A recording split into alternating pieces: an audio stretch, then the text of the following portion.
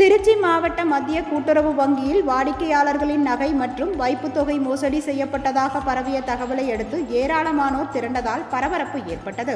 திருச்சி மாவட்டம் தொட்டியம் பேருந்து நிலையம் எதிரே திருச்சிராப்பள்ளி மாவட்ட மத்திய கூட்டுறவு வங்கி இயங்கி வருகிறது. இந்த வங்கியில் மேலாளராக ரவி என்பவரும், நகை மதிப்பீட்டாளராக பாஸ்கர் என்பவரும், அலுவலக உதவியாளராக ராஜபாண்டி என்பவரும் பணியாற்றி வருகின்றனர். இந்நிலையில் வாடிக்கையாளர் ஒருவர் முதிர்வடைந்த தனது வைப்புத் தொகையை திரும்ப கேட்டபோது கொடுக்காமல் வங்கி மேலாளர் ரவி அலைக்கழித்ததாக தெரிகிறது. இதனால் ஆத்திரமடைந்த அந்த வாடிக்கையாளர் மேலாளர் ரவியிடம் வாக்குவாதத்தில் ஈடுபட்டுள்ளார்.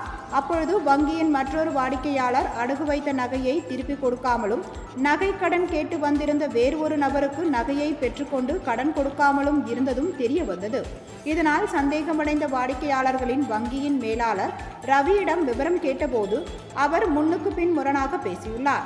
இதனால் கோபமடைந்த வாடிக்கையாளர்கள் வங்கியில் சத்தம் போட்டுள்ளனர். இதனைத் தொடர்ந்து வங்கியில் முறைகேடு நடைபெறுவதாக தகவல் பரவியதை அடுத்து வாடிக்கையாளர்கள் மற்றும் பொதுமக்கள் வங்கியை முற்றுகையிட்டனர். தகவல் அறிந்து சம்பவ இடத்திற்கு வந்த தொட்டியம் போலீசார் பொதுமக்களை சமாதானப்படுத்தி பாதுகாப்பு பணியில் ஈடுபட்டனர். மேலும் திருச்சிராப்பள்ளி மாவட்டம் மத்திய கூட்டுறவு வங்கியின் திருச்சி உதவி பொது மேலாளர் செல்வகுமார் தலைமையில் அலுவலர்கள் வங்கிக்கு நேரில் வந்து விசாரணையை துவங்கியுள்ளனர். இச்சம்பவம் அப்பகுதியில் பரபரப்பை ஏற்படுத்தியுள்ளது.